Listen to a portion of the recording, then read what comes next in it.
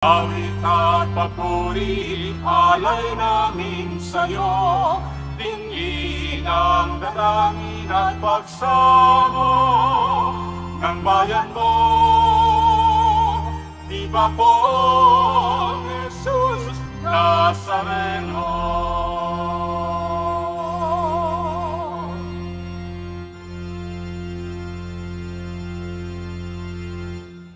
Sa ngalan ng Ama at ng Anak at ng Espiritu Santo, Amen. ang pagpapala ng ating Panginoon Kristo, ang pag-ibig ng Diyos Ama at ang pakikipagkaisa ng Espiritu Santo naway suma inyong lahat. At sumaiyon.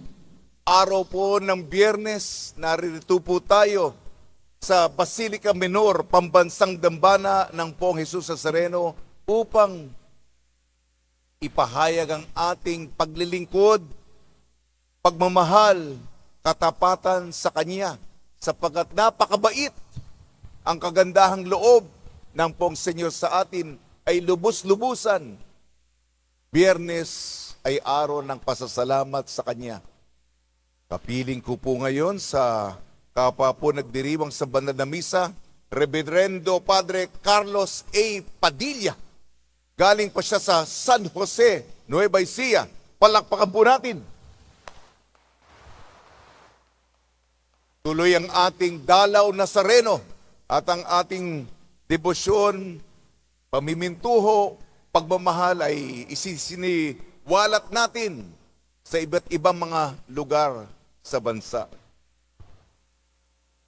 Mga kapatid, aminin po natin ating makasalanan upang tayo maging marapat gumanap sa banal na pagdiriwang. Inaamin ko Sa makapangyarihang Diyos at sa inyo mga kapatid, na lubha akong nagkasala sa isip, sa salita at sa gawa at sa aking pagkukulang.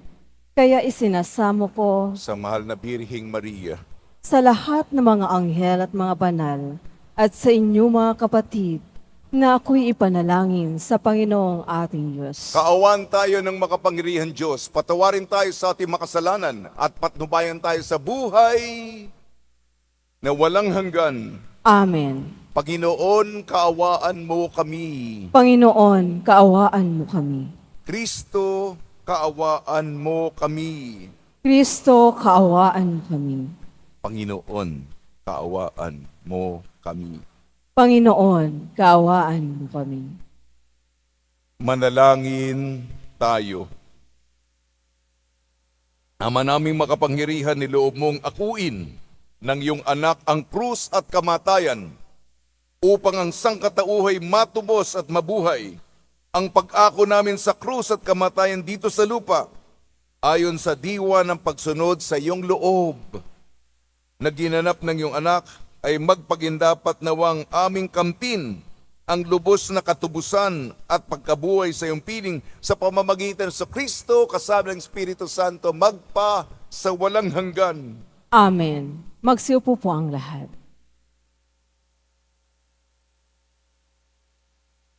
Pagbasa mula sa unang aklat ng mga hari. Nung mga araw na iyon, si Elias ay sumapit sa Horeb, na bundok ng Diyos. Pumasok siya sa isang yungib at doon nagpalipas ng gabi. Walang ano-ano'y nagsalita sa kanya ang Panginoon. Lumabas ka at tumayo sa ibabaw ng bundok sa harapan ko. Pagkasabi nito'y dumaan ang Panginoon at umihip ang napakalakas na hangin. Sumabog ang bundok at nagkadurog-durog ang mga bato sa lakas ng hangin, ngunit wala sa hangin ang Panginoon. Nang tumigil ang hangin ay lumindol, ngunit wala sa lindol ang Panginoon. Pagkalipas ng lindol ay kumidlat, ngunit wala rin sa kidlat ang Panginoon. Pagkalipas ng kidlat, narinig niya ang isang banayad na tinig. Lumabas si Elias, tinakpan ng balabal ang kanyang mukha at naghintay sa bunganga ng yungib.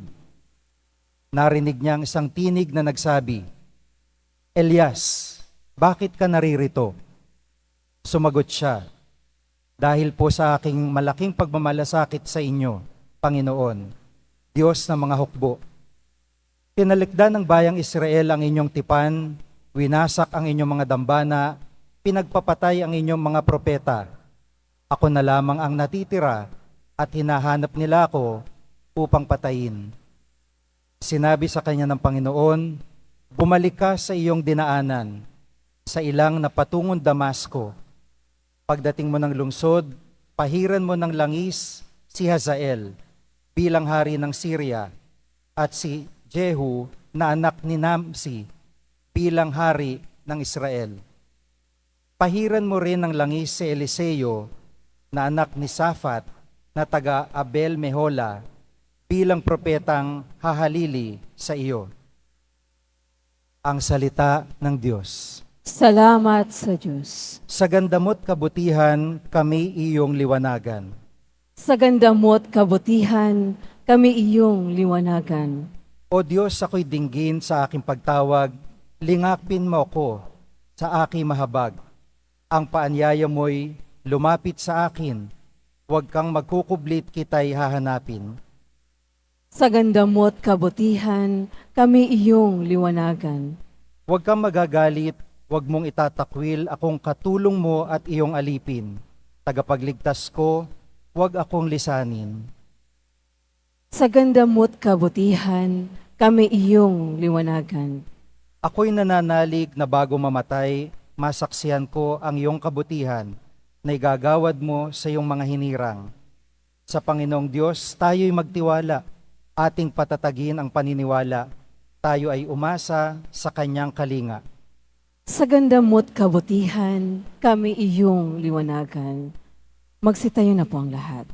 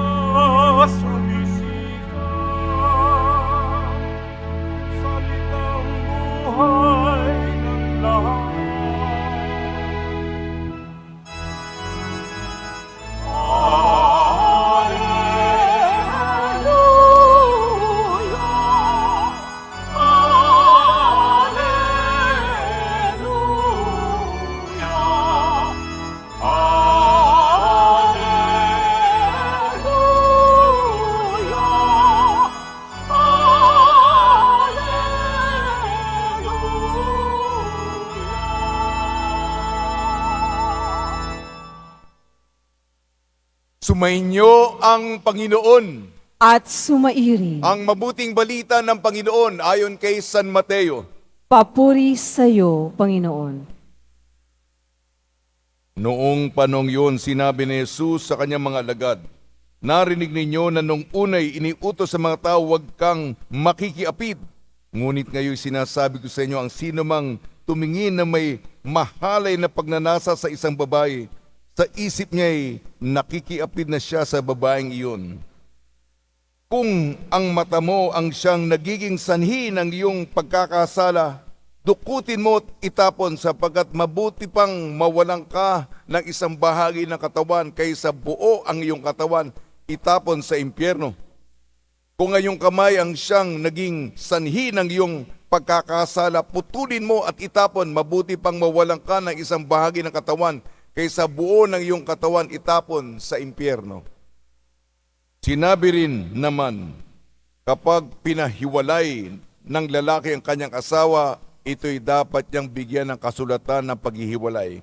Ngunit ngayon sinasabi ko sa inyo, kapag pinahiwalay ng isang lalaki ang kanyang asawa, nang hindi naman ito nangangalung niya at ito'y nag-asawang muli, ang lalaking ito'y nagkakasala. Itinulak niya ang kanyang asawa sa pangangalunya, at sino mang mag-asawa sa babaeng hiniwalayan ay nangangalunya. Ang mabuting balita ng Panginoon. Pinupuri ka namin, Panginoong Kristo. Magsiupo na ang lahat. Isang mapagpalang Biyernes po sa ating lahat. Biyernes tayo'y naririto, nagtitipon upang ipadama ang ating matinding paglilingkod at sa paglilingkod ang ating pagmamahal sa Poong Senyor. Sa ating unang pagbasa, unang sulat sa mga hari, kwentong patuloy kay Elias, ang propeta ng Diyos. Siya'y nagdarasal. Hinahanap ang Diyos. Mahirap pong gawain ng isang propeta sapagkat lalapit ka sa hari, yung mga matataas, mga matatayog, mga nasa katungkulan, yung mga may otoridad na kinatatakutan, at sasabihan mo ng ganito.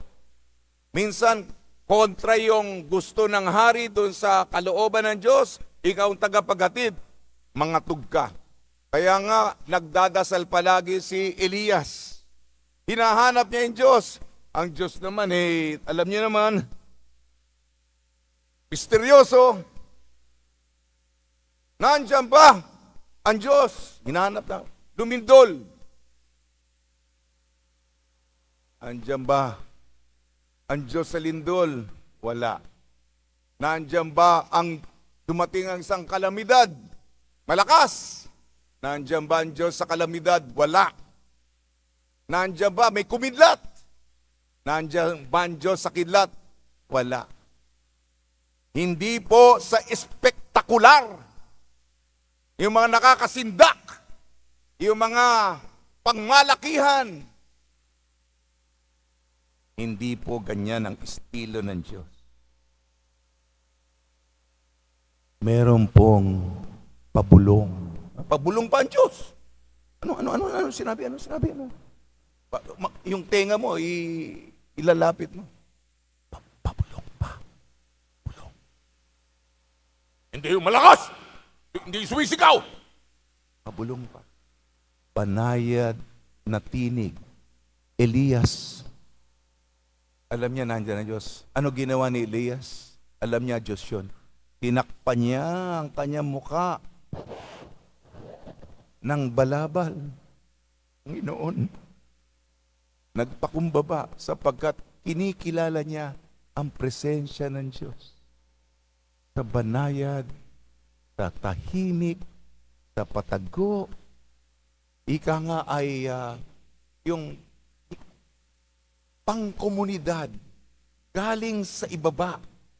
Hindi yung mga larangan ng mga may pangalan sa lipunan.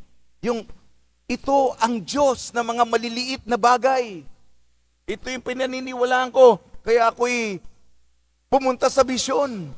Yung mga maliliit na tao, yung mga hindi nakikilalang tao, yung mga tao nasa liblib, yung mga tao sa mga malalayo, yung mga taong nakalimutan na ng lipunan, yung mga taong, sino ba yan? Meron bang tao dyan? Nandun ang Diyos. Nandun ang Diyos. Sa kasulok-sulukan, sa kaduluduluhan. At hihintayin mo. Hihintayin mo ang Diyos. Hindi yung biglaan at saka mabilisan. Ngayon, gusto ko.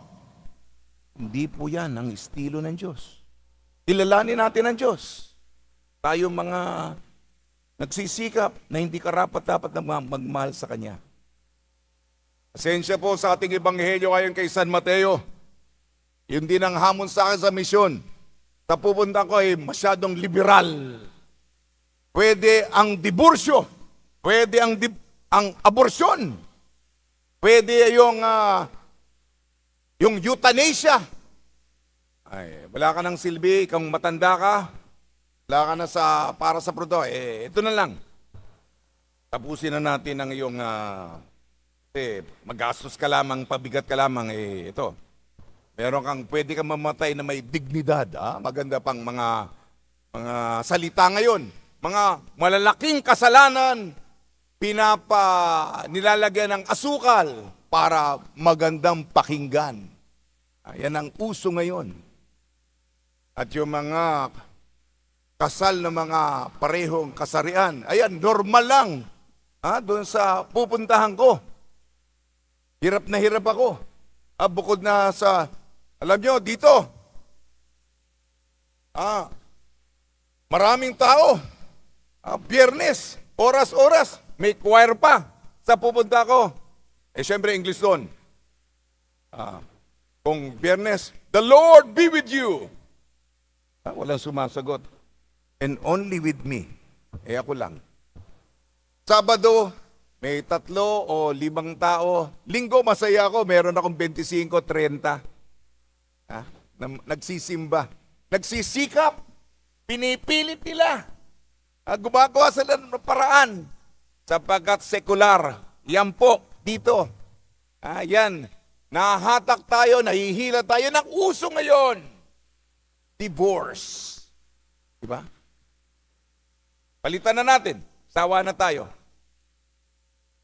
Sagrado po ang kasal.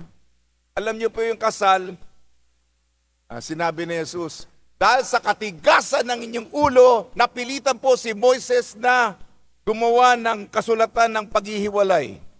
Yun. Pero hindi yan ganyan. Ang pagmamahala ng basihan ng pamilya, yang lalaki sa babae, sinasalamin ang kaugnayan natin sa Diyos. Tao at Diyos. Sana po wala po tayong diborsyo. Kaya pakaiingatan. Katulad ng unang pagbasa sa Elias, ang ating relasyon sa Panginoon, ang ating kaugnayan, ang ating pakikipagkaibigan, ang pagpapalalim. Pakaiingatan yan. Ang kaugnayan, alam po natin yan. At hindi lang aksyon, kundi kataga, salita. Minsan, alam naman natin yan. Hindi mo naman intensyon, nakabitaw ka ng salitang pinagsisihan mong lumabas sa bibig mo, pero alam mo nakasakit. Di po ba? Kaya, kung nakasakit ka, alam mo na, babawi ka, gagawa ka ng reparasyon, gagawa ka ng paraan upang ibalik yung dating magandang kaugnayan. Yan ang tao sa tao, ano pa kaya sa Diyos? Kaya, itaguyod, ipagtibay ang pundasyon ng pamilya, ang pagmamahala ng mag-asawa, babae at lalaki sa kasal, ay sinasalamin ang magandang kaugnayan ng tao. Yun ang tawag, tipan ng tao sa Diyos. Yun lang po, mga kapatid. Medyo mabigat yan sapagkat sa panahon natin yan, yan ang talagang hamon. Muli ako'y nagpapasalamat sa inyo. At tuwing nakikita ko kayo ay ang inyong debosyon, ang inyong pagmamahal. Totoo, lahat naman tayo ay may pagkukulang sa Kanya. Sino ba hindi? Pero ako nakikita ko kayo ay napapalakas ang aking paglilingkod sa Panginoon. Ako po mahina. Pasensya kung medyo, 1 minuto na lang. 1 minuto na lang. Nangihina din ako. Kasi yung depresyon, akala ko di ako tatamaan. Ano ba yung mental health yan? Tinatamaan po ako sa kalungkutan doon. Alam niyo ba? Ang simbolo natin ng pag-asa, tataas na yung araw. May bagong araw. Sa lugar ko, tanghaling tapat na, madilim pa. Madilim pa. Lalabas ang araw, magpapakita lang ng ilang oras, tapos lulubog na naman. Di mo malaman kung kahapon, o ngayon, o bukas. Kasi, hindi naman tumataas, lumulubog ang araw. Kaya, yung kalungkutan at walang nagsisimba sa akin. Kayo, paglabas ko lang, Father, picture. Ako naman, ngiti-ngiti. Ay, doon wala. Wala akong fans club doon, O kaya nga, ninanamnam ko ang inyong paglilingkod. Ako rin tinatamaan din ng lungkot, matinding lungkot doon. Kayo ang nagbibigay sa akin ng lakas. Sige po. Sa tulong ni Maria at ni San Jose, nawa mahanap natin ang tinig ng Diyos sa pang-araw-araw na buhay at sa pagsunod sa kanyang kalooban, palalimin natin ang ating paglilingkod sa ating Nuestro Padre Jesus Nazareno. Amen.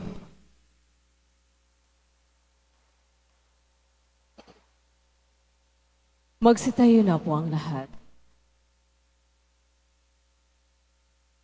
Mga minamahal kong mga kapatid, idulog natin sa mahal na poong Jesus Nazareno ang ating mga kahilingan, taglay ang matibay na pananampalataya sa kanyang pagka-Diyos, ang tapat na pag-asa sa kanyang kapangyarihan, at ang maningas na pag-ibig sa kanyang puso.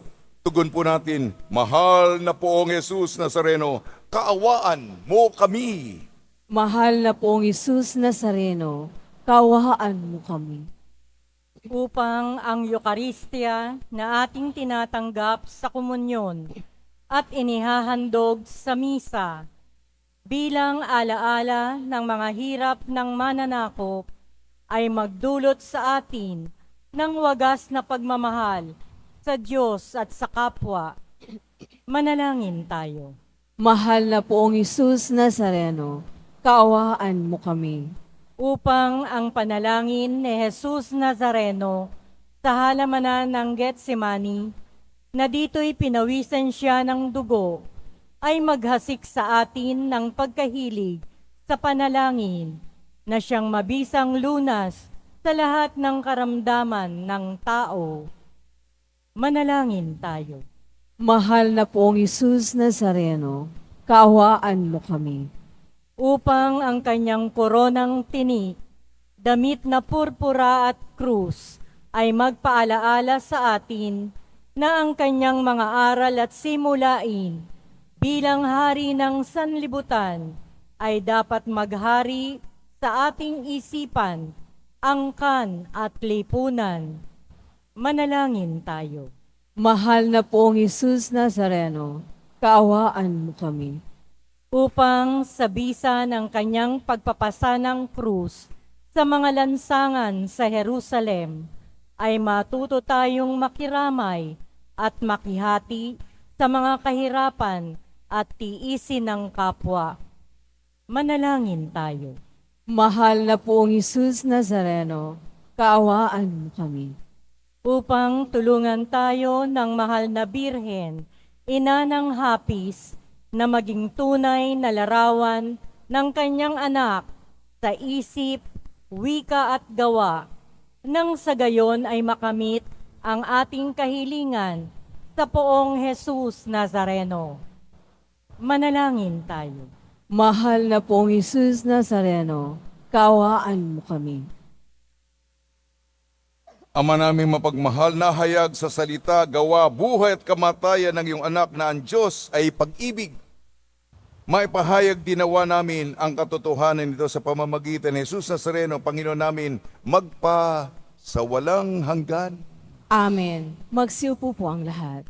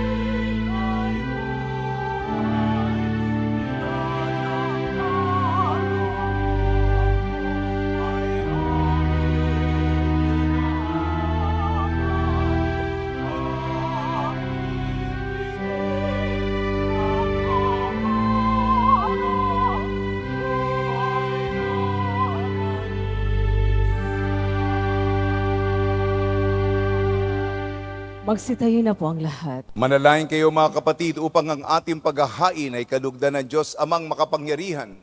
Tanggapin nawa ng Panginoon itong paghahain sa iyong mga kamay, sa kapurihan niya at karangalan, sa ating kapakinabangan at sa buong sambayanan niyang banal. Ama namin lumikha sa ikapagpapatawad ng mga kasalanan, maganap nawa ang paghahain ito, na sa dambana ng krus ay siyang pumawi sa kasalanan ng buong mundo. Sa pamamagitan ng Kristo, kasama ng Espiritu Santo, magpasawalang hanggan. Amen. Sumainyo ang Panginoon. At sumairin, Itaas sa Diyos ang iyong puso at diwa. itinaas na namin sa Panginoon. Pasalamatan natin ang Panginoong ating Diyos. Marapat na siya ay pasalamatan. Ama naming makapangyarihan, tunay nga marapat na ikaw ay aming pasalamatan. Iyong ipinasyang sa kahoy na krus, ang sangkatauhay tubusin ni Jesus. Sa punong kahoy, nagkapuwang ang kamatayan. Sa kahoy na krus, itinanghal ang pagkabuhay. Sa punong kahoy na naiang sumuway sa iyo. Sa kahoy na krus, siya'y nadaig ng masunuring anak mo. Kaya kaisa ng mga anghel na nagsisiawit ng papuri sa iyo, nang walang humpay sa kalangitan, kami nagbubunyi sa iyong kadakilaan.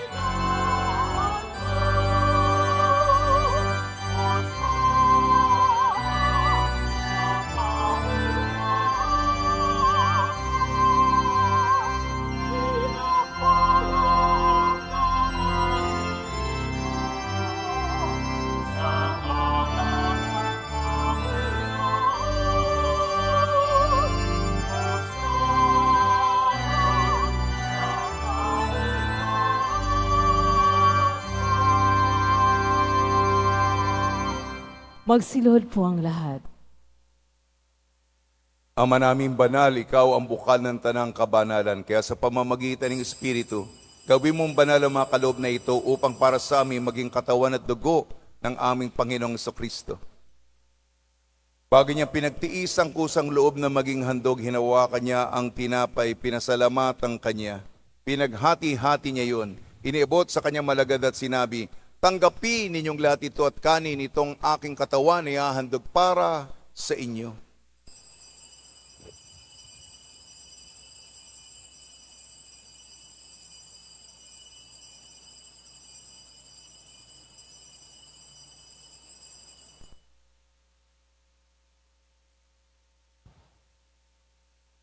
Gayun din naman nang matapos ang hapunan, hinawakan niya ang kalis, muli kanyang pinasalamatan. Inibot niyang kalis sa kanyang malagad at sinabi, tanggapin ninyong lahat ito at inumin. Ito ang kalis ng aking dugo, ng bago at walang hanggantipan. Aking dugo na ibubuhos para sa inyo at para sa lahat sa ikapagpapatawad ng mga kasalanan. Gawin ninyo ito sa pag-alala sa akin.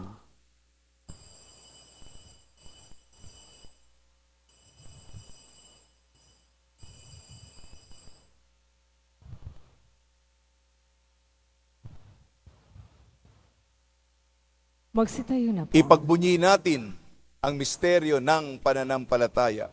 Si Kristo'y namatay, si Kristo'y nabuhay, si Kristo'y babalik sa wakas ng panahon.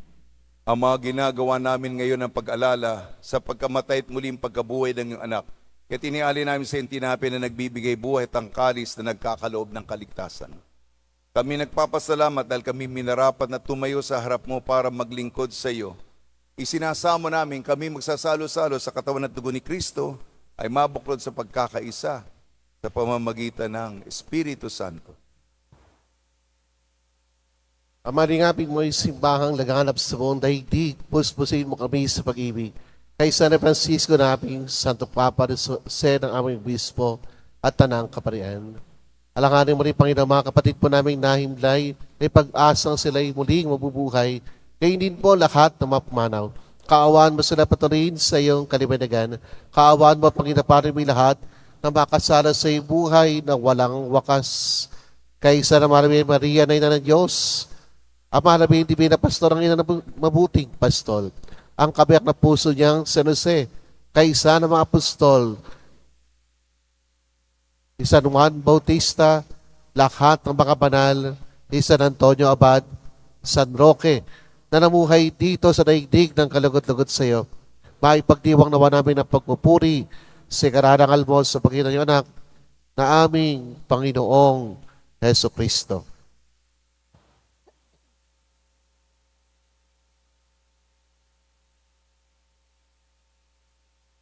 Sa pamamagitan ni Kristo kasama niya at sa Kanya, ang lahat ng parangal at papuri ay sa iyo. Diyos amang makapangyarihan kasama ng Espiritu Santo magpa sa walang hanggan.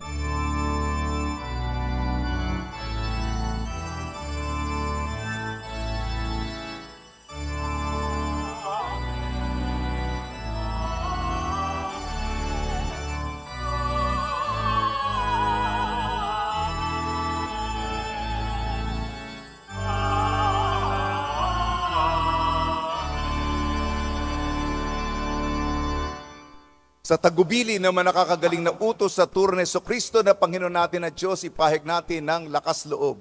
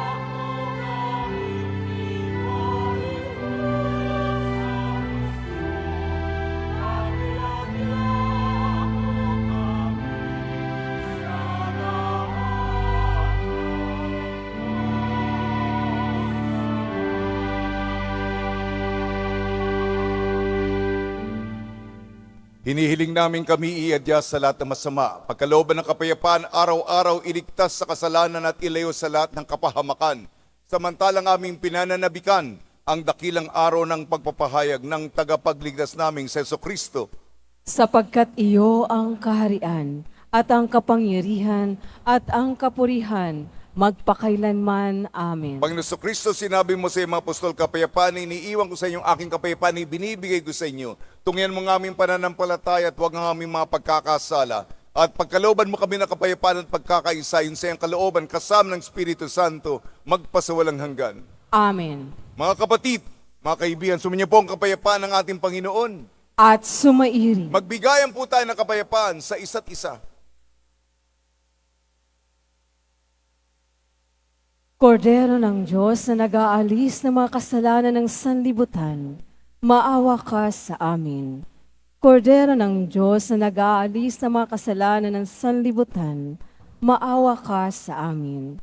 Kordero ng Diyos na nag-aalis ng mga kasalanan ng sanlibutan, ipagkaloob mo sa amin ang kapayapaan. Magsiluhod po ang lahat.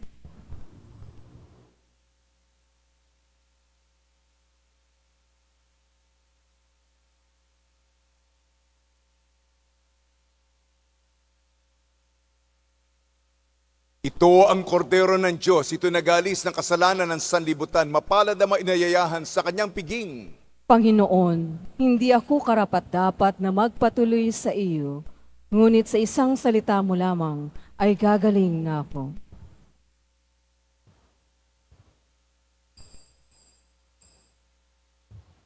Para sa lahat ng tatanggap ng banal na komunyon, sasagot po tayo ng amin pagkasabi ng pare ng Lee Minister ng katawan ni Kristo at isubo agad sa bibig bago umalis sa harapan ng pare ng Lee Minister.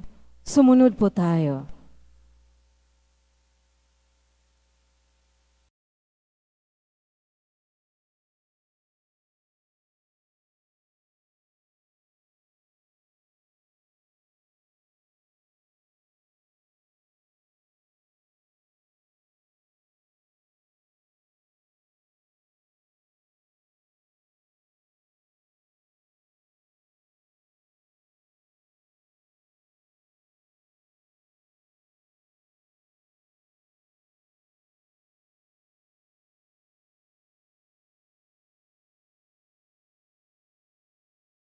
Tayo na po ang lahat. Manalangin po tayo. Panginoon sa Kristo, kami nagsalo-salo sa banal na pakikinabang ay nakikiusap sa iyo na mga nasagip ng kahoy na krus na nagbibigay buhay ay iyong ihatid sa pagkabuhay sa kaluwalhatian, sapagkat ikaw ang Panginoon magpasawalang hanggan. Amen. Pagbabaspa sa mga deboto ng kanilang mga kahilingan at dasalan. Mahal na po ang Jesus Nazareno, iniyag mo sa pamamagitan ng krus ang walang maliw na pag-ibig ng Diyos sa sangkatauhan. Pakinggan mo ang iyong kahilingan sa iyong angkan na nagsusumamo sa iyo. Makamtanawa nila ang iyong katugunan at tanggapin ang kasagutan na may utang na loob na tinatanaw. Paspasan din po ninyo ang mga daladala nila mga imay na dasalan sa pamamagitan ng bendisyon ito na may maalala nila ang mga pangalan sa binyag na ikaw ibigan at paglilingkuran bilang Panginoon magpa sa walang hanggan. Amen. Sumayin niyo ang Panginoon At sumayin. at pagpalain kayo ng makapangyarihan Diyos, Ama, Anak at Espiritu Santo. Amen. Paglayin po ninyo sa inyong pagalis ang kapayapaan ni Heso Kristo. Salamat sa Diyos.